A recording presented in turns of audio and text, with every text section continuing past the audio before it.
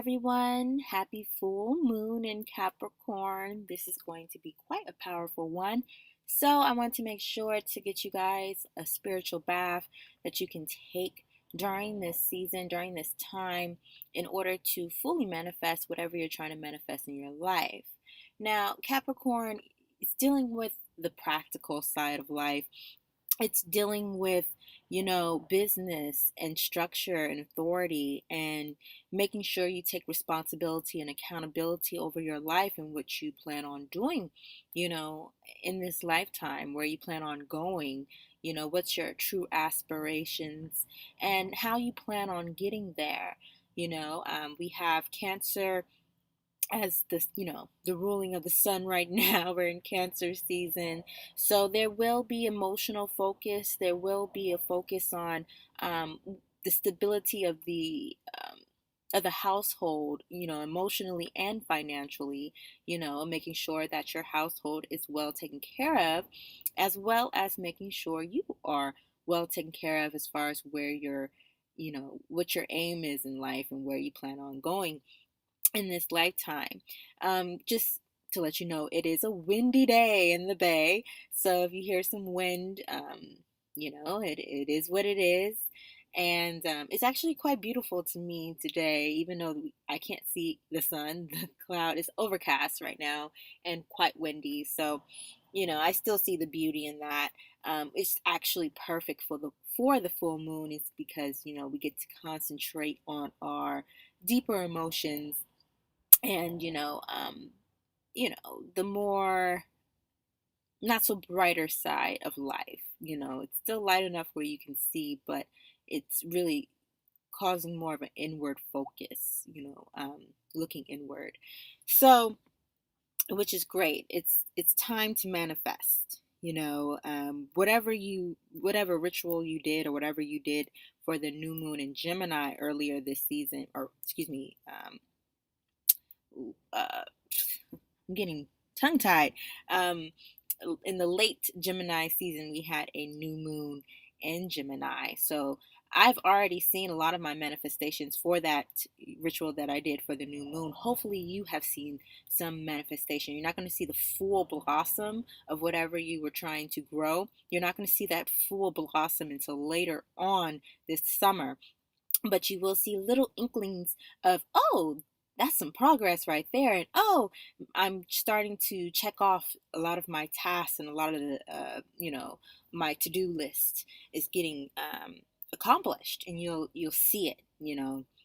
So that's a beautiful thing. But this full moon is really putting that extra power into whatever you're trying to manifest as far as your business, your work, your true aspirational goals in life.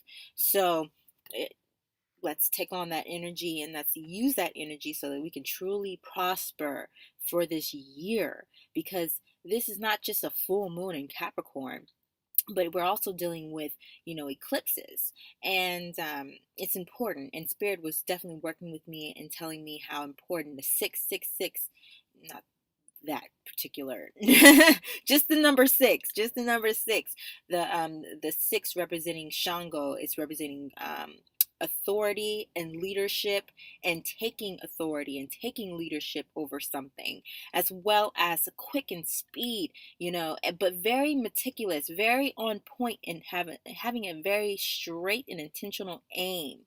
It has that Sagittarius archer type feel to it. And so we're going to be definitely manifesting great things, especially with the Jupiter being in Scorpio, and will be moving signs later this year. Jupiter will be moving into Sagittarius. So power we are talking about. So whatever you're thinking about, whatever your intentions are, whatever you are focused on and where you're trying to work towards and what you're trying to grow in your life, now is the time to have that clarity and attention, and to really put your focus in on it so that it can manifest to its full potential. All right, so with that being said, let's go ahead and get into a spiritual bath that you guys can take with this business and prosperity and money and financial stability, as well as home life stability being on the mind.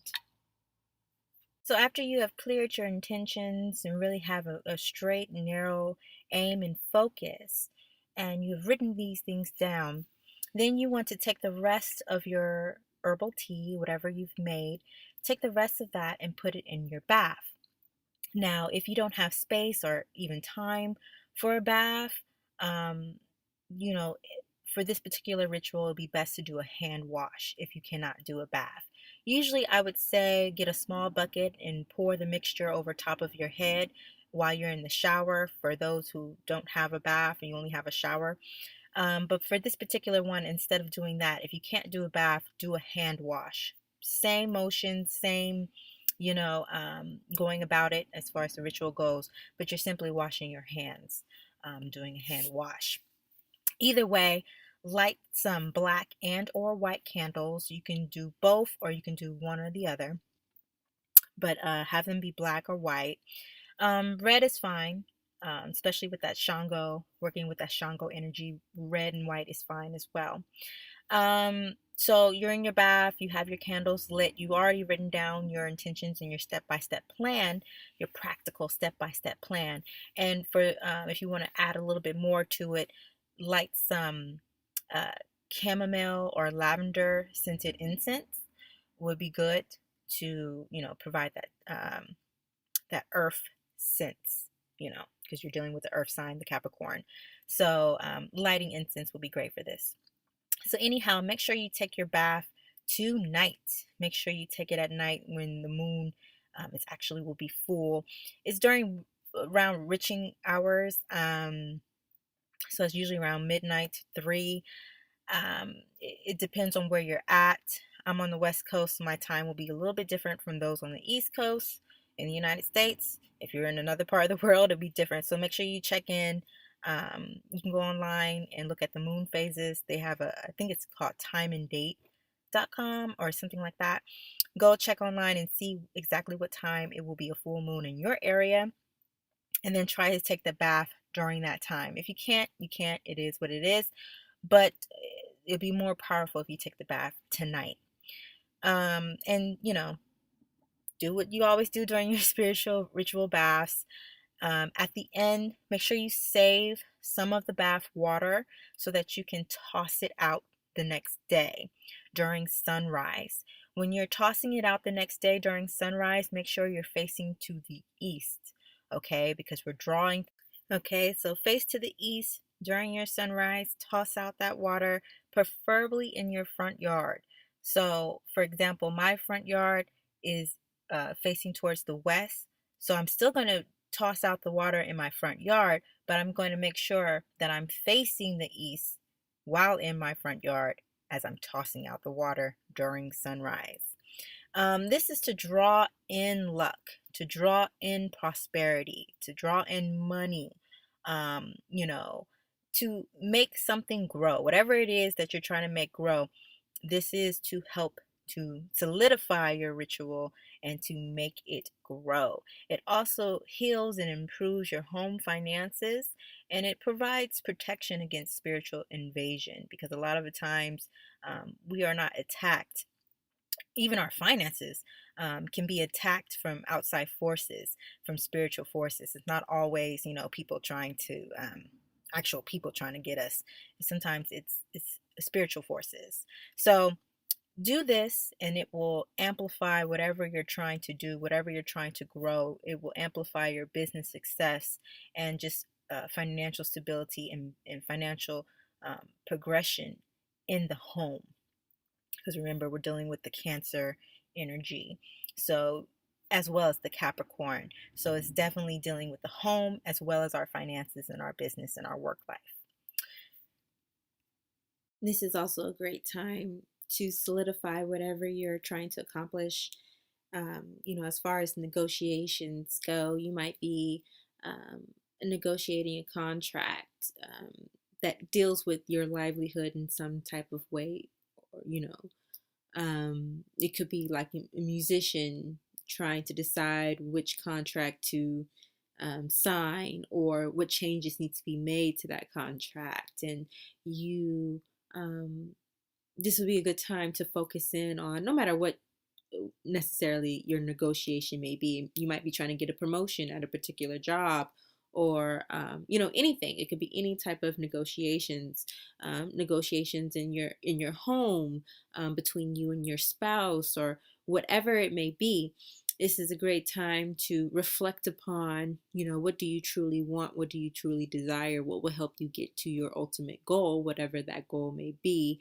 And what do you need to change around and compromise, and to be able to say, okay, this is what my boundaries are. This is what, I've set for myself, and I'm willing to compromise, and what I'm not willing to compromise, in order, because I know that if I do compromise on this, or if I don't, I might not end up where I want to be by this set time that I've set for myself. So, it's a truly reflecting time, like I said, once again, upon yourself, going inward, and really searching, am I moving towards my true ambitions, my true outlook, my true aspirations and goals in life, that truly, what I'm passionate about, what truly drives me, gets me up in the morning, and I feel good when I go to work, because not everyone is meant to be a boss. Not everyone is meant to be a supervisor. Not everyone is meant to be president. Not everyone is meant to do certain type of leadership things, but we are all leaders in something. Okay, you might be the leader of your math club. You're the president of the math club, and you are one hell of a great president. Like, you're great at that, but you wouldn't be a great, treasurer of the state or something. Like, it's certain things that we are just called to do. We are just so good at it, and we can find ways to expand in it, and to grow in it, and to really take on new heights and new challenges in it, and never to settle and become comfortable. But sometimes we're rocked out of our comfort zone, so that we can grow, and so that we can expand. And this full moon in Capricorn is definitely going to make that rock and that shake, so that you can be where you need to be, in order to excel and to grow, and particularly in your business, in your work, in your aspirations, in your goals, in your money, in your finances, in your home, stability in all capacities. And for some of you out there, what's to come. You know what you're capable of. You know where you're headed, and all the work that needs to be done, as well as the work that you have done, and the things that you have achieved. But um, for many of you out there, you've planted a seed, and you're watching it too closely. You need to let it breathe. You need to let your seed grow. you know, and step away from it, and to release it to be able to grow freely. You still come back and you tend to it, of course. You have to make sure that it grows properly. So it's not abandoning it, but it's stepping back and living your life while the seed lives its life and it grows. A plant will grow whether you are there to tend to it or not. You just make sure, or we essentially all, when we plant something, no matter if it's a financial seed or if it's an actual plant, an actual seed that will grow and sprout, whatever it is meant to grow and sprout, we can't sit there all day and watch it grow. Unless you're getting paid to do that. There's some geo people out there who, they film these type of things. More power to you. But they probably enjoy it and love it. And even then, they're not sitting there all day watching it. They have the equipment to sit there and do, the watching for it, the videotaping and the recording of it for them. Anyways, we're not meant to sit there and just watch the seed grow. We're meant to step back and make sure that we are doing other things, that we are living our lives, and trust and have faith that this seed will grow. That's faith. It's the belief in things without having like a solid evidence or having anything solid, really. I mean, you can, but it's something that requires an extra leap, because we know, but sometimes we don't have the evidence to prove until it happens. And then we're like, see, I knew it all along. I just didn't know how to explain it. That's faith. Anyhow, I'm not here to preach. I'm going longer than I thought I was going to go. But with that being said, great scriptures to use. Oh yeah, that's what it was. The great scriptures to use for this time if you need help wording, um, getting yourself in the right mindset and the right wordings during your rituals. And you can choose it how you want to use it, or just simply read it. Proverbs is always great when working with the moon, and especially when working with a Capricorn type moon. Proverbs, dealing with the Proverbs is beautiful and great. And for this particular, full moon in Capricorn, Proverbs chapter 10, verse 22 would be a really good one to use. You can use the whole chapter, or you can just simply use that. It's good with Proverbs just to use the verses, but it's optional for you. And Proverbs 10:22 says, "The blessing of the Lord makes one rich, and he adds no sorrow with it." The blessing of the Lord makes one rich, and he adds no sorrow with it. So it's speaking about how the Lord will sacrifice, and he will give to you out of that sacrifice unconditionally. There's no conditions upon it. He will give to you because of that sacrifice, and you will be rich because of it. And he won't complain or add sorrow to it. Multiple interpretations, but you can take what you want from it. That's the beauty of a lot of what's in the Bible. You can take what you want from it. Same thing with all the rest of the holy books, so-called holy books, and all of the sacred books, and all of the other written, knowledge. You can take from it what you want and do with it what you will. Another good verse to use would be Proverbs chapter 11, verses 24 to 25. So, going there real quick, Proverbs 11:24 says, "There is one who scatters, yet increases more. And there is one who withholds more than is right, but it leads to poverty. The generous soul will be made rich, and he who waters will also be watered himself." Make sure you go back and read that over for yourself. Let the words sink in for yourself. I'll read it once more here, and I won't give my interpretation for this particular one because it's pretty straightforward. So a lot of you should get it off tops and receive all the multiple, meanings for this particular verse. But remember, you apply it to self first, and then you can apply it to the situation, which by extension most likely involves other people. So anyways, Proverbs chapter 11:24 to 25 reads, "There is one who scatters, yet increases more, and there is one who withholds more than is right, but it leads to poverty. The generous soul will be made rich, and he who waters will also be watered himself." Amen. And may Ashe come your way. And I will see the rest of you later to finish up these horoscopes for Capricorn, Leo, and Virgo. Hopefully I can get them all done today. If not, they're definitely going to be done this week. So with that being said, keep trailblazing on.